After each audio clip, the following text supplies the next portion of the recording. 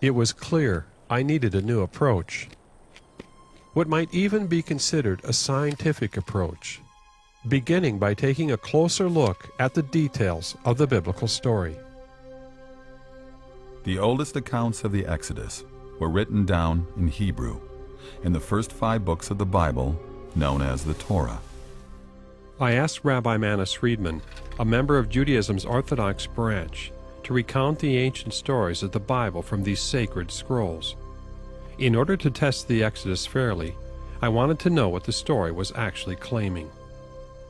The story of the Exodus begins before the Israelites leave Egypt.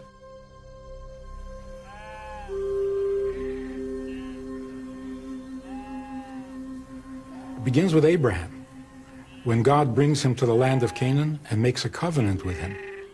And in that covenant spells out the entire Exodus. The Lord said to Abraham, "All this land you see, I will give to you and your offspring forever. Go, walk through the length and breadth of this land, for I am giving it to you." On that day, the Lord made a covenant, a formal promise to Abraham. He said, "To your descendants I give this land."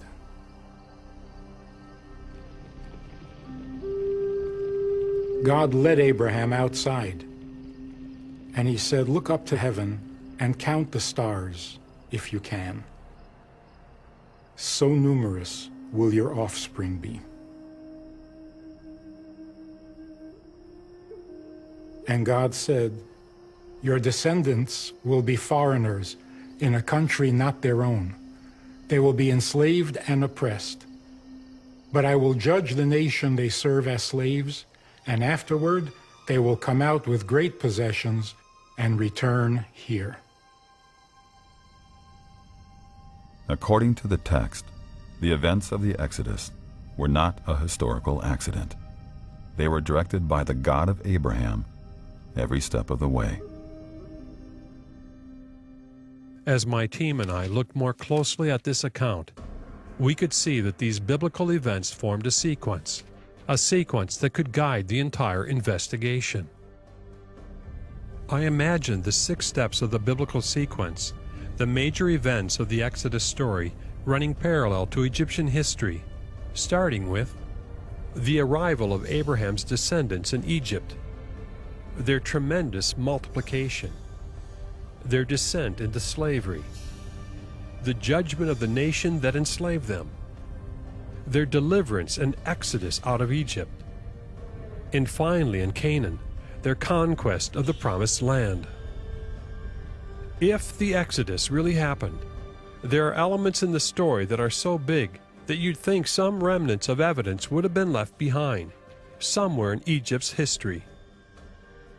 We knew science solved problems by looking for patterns of evidence, and a truly scientific approach looks for those patterns no matter where they exist. I set out to see whether a pattern matching this sequence could be found, starting with the first step, the arrival of the Israelites in Egypt. The book of Genesis tells us that the first descendant of Abraham to arrive in Egypt was his great-grandson, Joseph, the son of Jacob.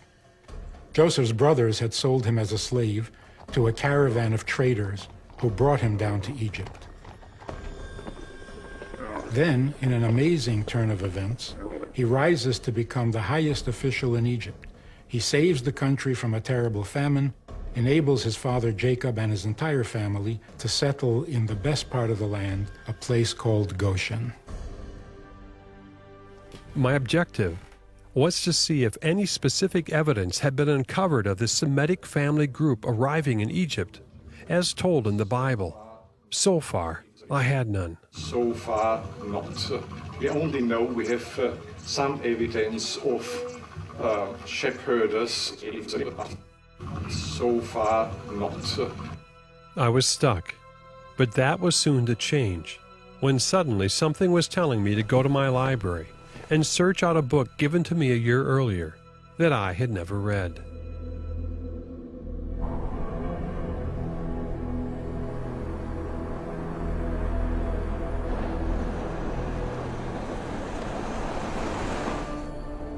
What startled me was that this author had answers to the very doubts that Bitek had raised in me.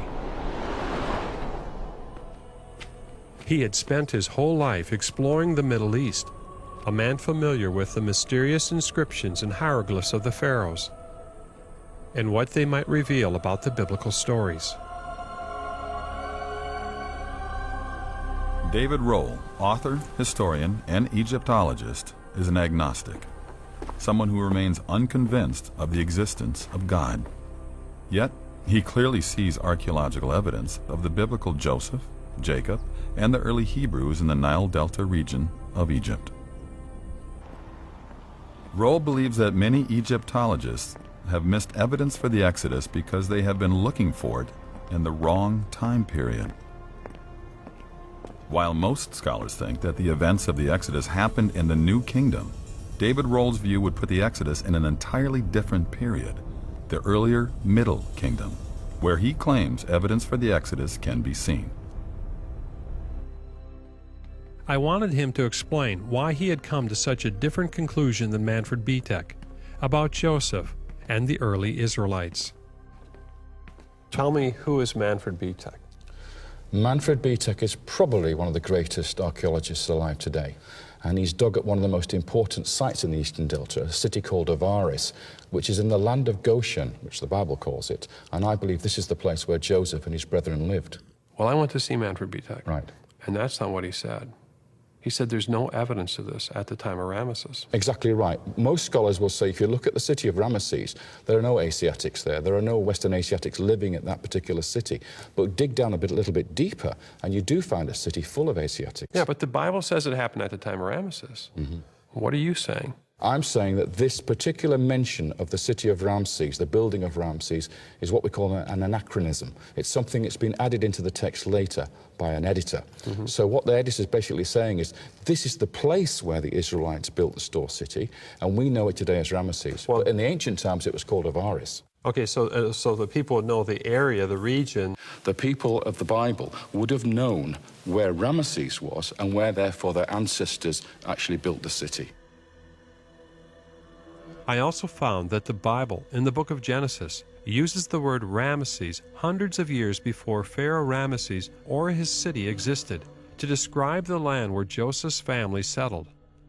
So if the name Ramesses in Genesis does not refer to the time of Pharaoh Ramesses II, then why should the mention of Ramesses in the book of Exodus be any different? Now this Avaris is the city which lies under the biblical Ramesses. Ramesses of the New Kingdom, Avaris of the Middle Kingdom, the 13th dynasty. It lies underneath the city that's mentioned in the Bible. So when Bitek digs up a huge population of Semitic-speaking peoples with Semitic culture living in the city of Avaris for several hundred years, and then, at the end of the period, these Semites all leave, depart with their belongings and abandon the city, whatever Manfred says, that to me sounds awfully like the Israelites. Well, what he told me was that there was no connection. Well, look at the evidence that you've got here. Right at the beginning, at the heart of this community, at the end of the 12th dynasty, we see a Syrian house appear. The Austrians call them Mittelsaal houses. This type of house is found in North Syria, the area where Abraham came from. It's exactly the same style of house you'd expect Jacob to build for himself in Egypt. And we know that the Israelites sought their brides from Haran in that region. They all went back to get their brides from there. So the culture that turns up in Egypt at the end of the 12th dynasty seems to have come from North Syria originally. So what is the connection with Joseph at Avaris? well, after this house of Jacob, if we can call it that, is built, eventually it's flattened, and on top of it, an Egyptian palace is constructed, Egyptian architecture this time. However, the occupant was not Egyptian. The palace had courtyards, colonnades, audience chambers. There was even a robing room. It obviously belonged to some high official of state who was very, very important to that state. Because when somebody gets a palace like this given to them, it means they're being honored for what they've done for the state. Now, in the garden behind the palace, the archaeologists found 12 main graves with memorial chapels on top of them. You have 12 We graves. have 12 graves. And why would that be significant? Well, think about it. How many sons did Jacob have? He had 12. How many tribes were there? 12 tribes. Exactly. And what's also amazing is the palace had a facade, a portico with 12 pillars. So you've got 12 sons, 12 tribes, 12 pillars, and 12 tombs. Interesting. Yeah. Is that all coincidence? Now, one of these 12 graves was very special because it was a pyramid tomb. This in itself is extraordinary because only pharaohs and queens had pyramid tombs at this time. Yet the person buried in this tomb was not a king. Even so, he was honored with a king's burial. And inside the chapel of the tomb was a statue. What we know from the statue is that this man had red hair. He had pale yellow skin, which is how Egyptians depict northerners.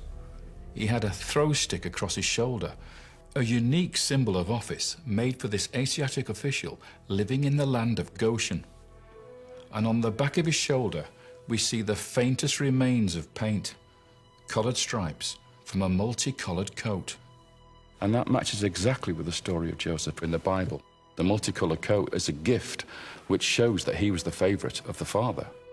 And it almost becomes his insignia, this coat. It's the thing we remember about him most of all. Do you know of any other statues of a Semite of this kind in Egypt? There is nothing else like this in the whole of Egyptian history. Really? Nothing at all. David Rowe is not the only one to see a connection with Joseph at Avaris.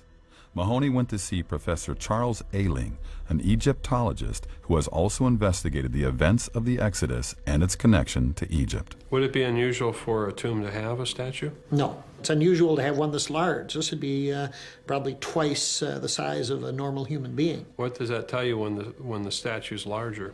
That it's a very important person. Now, of course, this is not a pharaoh's tomb or palace, but the man who lived there, you can identify his nationality by looking at the fragments of the statue. Three things. The hairstyle he has, which we often call the mushroom hairstyle. And then secondly, the weapon he carries over his shoulder called a throw stick, which we would associate with like an Australian boomerang. And then the coloration of the skin. The skin is yellow. All those things indicate that this would have been a Syro-Palestinian. Dr. Ayling, do you think this is Joseph? Either it is Joseph or it's somebody that has a career remarkably the same as Joseph did. It's just an incredible thing to find this at this time period.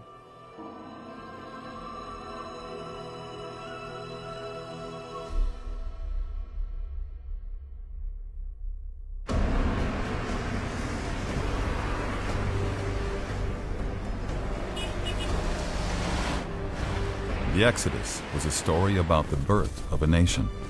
It was time for Mahoney to go to Israel. This gave him the unique opportunity to meet with Israel's president, Shimon Peres, and hear his perspective about the character of Joseph and his rise from slavery to governing Pharaoh's court. If you look at the way the story is written, God chose him for a mission. I read somewhere that Tolstoy said that this is the greatest story ever published in human literature. The story of Joseph and his brother and his going to Egypt. Joseph was the first Jewish advisor on earth. And he advised the most powerful empire in the vicinity. He conquered the heart of everybody he saw, men and women.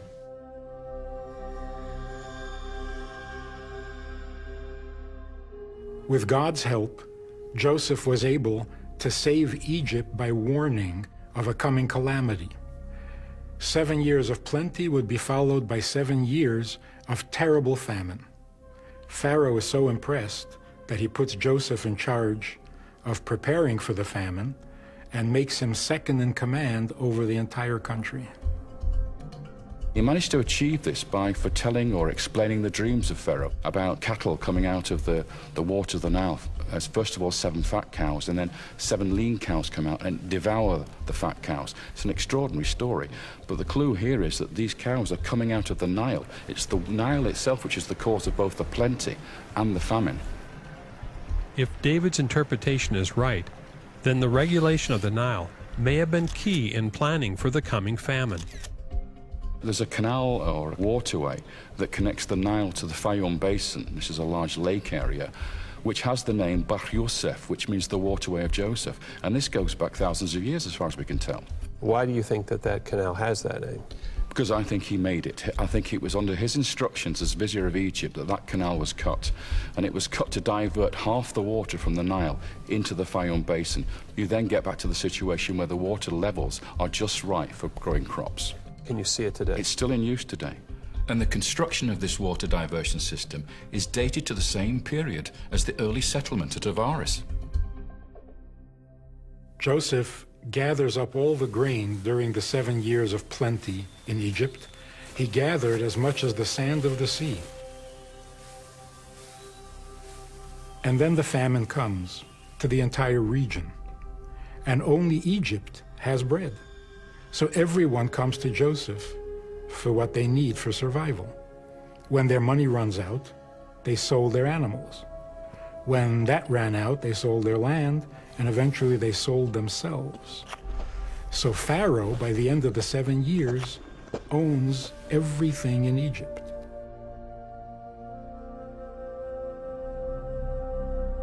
Mahoney wanted to know if there ever was a time in this era when a dramatic shift of wealth and power occurred between the people of Egypt and the Pharaoh. He went to Pennsylvania to see an archaeologist who spent many years studying the Exodus and the conquest. His name is Dr. Bryant Wood. When we look at Egyptian history, we find something very significant happen at this exact time. Egypt was divided up into areas called nomes, kind of like districts all over the country. And the leaders of these nomes had tremendous wealth and tremendous power. We get to a point in Egyptian history when suddenly that all changes and all the wealth is concentrated with the Pharaoh. What on earth happened here? If you read the Egyptian history books, there is no explanation for it. They don't know what happened, how it happened. I mean, this was a tremendous social, economic change. Well, what do you think happened? Well, we have the answer in the Bible, and it's Joseph's famine policy, and he brings the wealth into Pharaoh, and it fits exactly with Egyptian history. David believes these events occurred during the reigns of two important Middle Kingdom pharaohs. This key time is during the co-regency between Senusret III and his son Amenemhat III. I believe this is the time of the famine, and that Amenemhat was Joseph's pharaoh. Amenemhat is depicted with worry lines. His ears are turned out so that he can listen to the concerns of the people. He's not depicted in the usual bland way that you see in all the other statues of past and future pharaohs. And I think this is an indication that in his time, Egypt was experiencing serious problems. And guess what? He builds his pyramid right next to Bahr Yosef, the waterway of Joseph.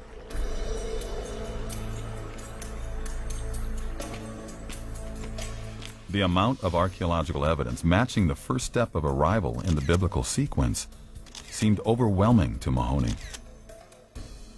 The Syrian-styled house that appeared in the Delta along with a palace fit for royalty, whose occupant was a high Semitic official from the Canaan area who wore a multicolored coat. The waterway of Joseph, contemporary with the rise of Avaris. The end of influence and wealth for the regional governors as the power of Pharaoh reached new heights. Yet these events converged at a time when the statues of the pharaohs were depicted in a unique, careworn way, the telltale signs of a kingdom in distress. Well, why is it that we've never heard of these finds? Because in the scheme that's used by scholars to date all these events, they're way too early. They're much too early to be Israelites. I'm basically saying, well, why not call a spade a spade? At the pyramid tomb of Avaris, excavations revealed one other important piece of evidence. The crucial clue for me, which says to me that this man with the multicolored coat is Joseph, is found in the story of Exodus. When Joseph is on his deathbed, he tells his brethren that when they leave, they must take his body with them to the Promised Land. What matches the story even more incredibly is that pyramid tomb was empty when the archaeologists found it. There was nothing in it at all apart from a few fragments of this smashed statue. There were no bones, there's no mummy beads, no coffin wood, nothing. It was cleaned out. So it was a grave robber. Not a grave robber. What grave robber is going to take the bones? Bones are intrinsically of no value whatsoever. Okay. Nobody takes the bones. Only people who are treating the body with reverence take the bones. The body was taken out, and all the grave goods were taken out. I think this is the tomb of Joseph, the pyramid tomb of Joseph, honored by Pharaoh with a colossal statue, that when Moses decided to take the people out of Egypt, he made sure he fulfilled that promise of Joseph to take the body out of the tomb and take it to Shechem and bury him in the Promised Land. This location, photographed in the 1800s, is where many believe Joseph's bones were finally laid to rest in the ancient town of Shechem in Canaan. The city is known today as Nablus on the West Bank, where this tomb has been at the center of much political and religious tension.